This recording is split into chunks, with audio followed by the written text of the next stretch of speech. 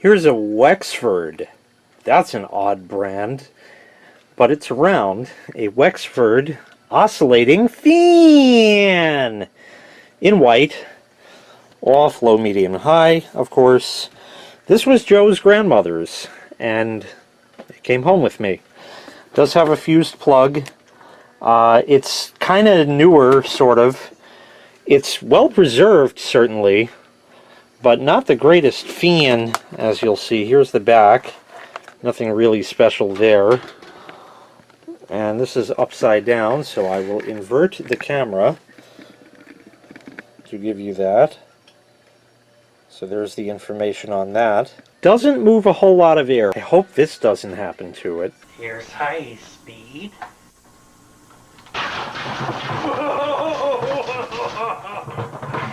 We'll start on low. Oh, it would help actually if I plugged it in first. So let's plug that in to the watt meter so we can actually see that.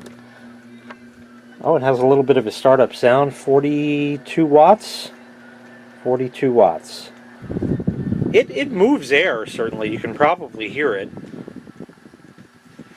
We'll go to medium. I'll come to the side here. Not much difference between low and medium. There's low. Oh, my timer expired. And you see it's like wobbly. That's how it came to me, and I've taken the blade off and tightened everything up, and it's just wobbly. So low, medium. That seems to be picking up a little more speed now. And high.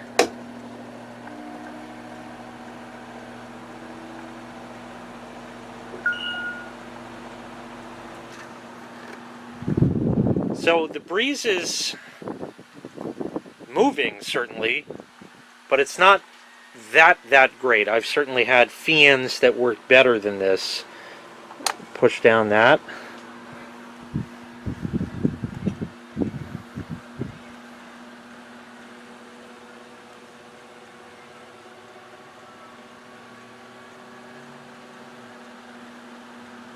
The oscillation is a little bit wonky, for lack of a better term.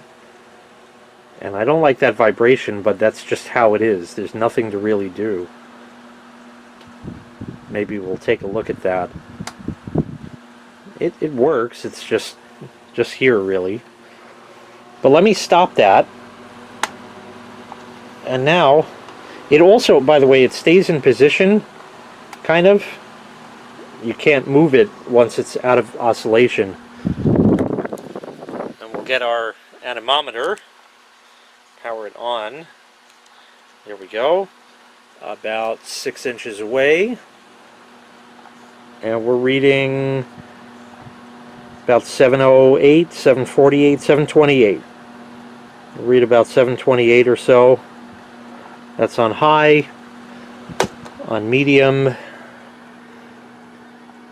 we're down to about 300 something, 400 something, depending exactly where you hold it.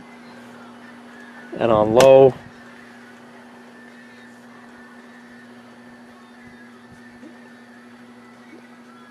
about 270 something, 250.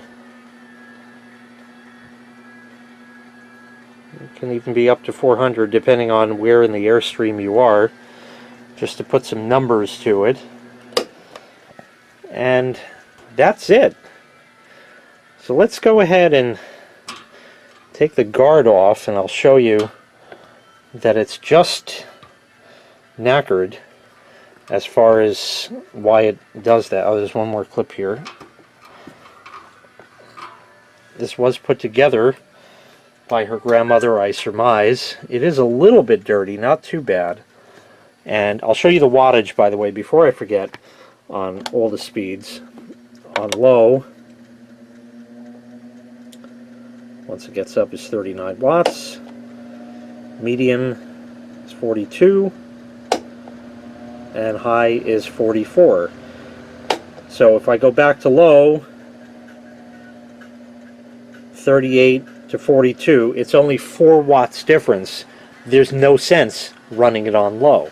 For the 4 watts, run it on high and get some decent airflow. So there's that. We'll let that spin down. The spin down isn't too bad on it. Doesn't really need to be oiled or anything. And loosen is that way, and I think... No, I got it. Okay. I thought I might need 2 hands, but... No, I got it. So there's that, and then the blades pop off, which I do need 2 hands for. Just plain old fan blades and a fan, and it's got some plastic dust on it, apparently. And it just goes, and I'll put it back on. High, medium, low. You can't hear any difference. And the blade acts as sort of a flywheel. And let me give you a startup from the back, because people like that kind.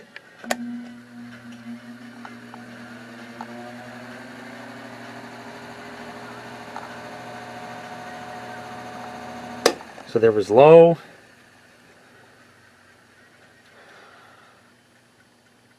Wait for it to stop.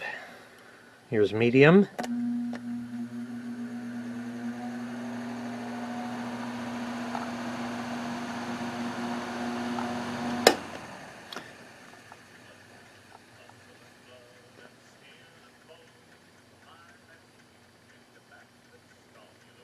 And high.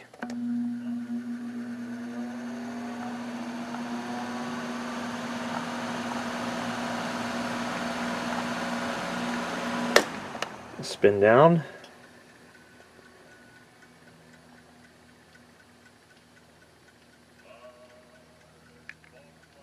So that's the Wexford fan. Thanks for watching. Make sure you hit like, make sure you hit subscribe, and take care. We'll see you next time. Bye-bye. They sure don't make them like they used to anymore. That's why you don't want to buy one of today's cheap, sleazy, poorly made fans. Because they always break. And look at that. Made in China. Yep, those Chinamen just don't know how to make good fans.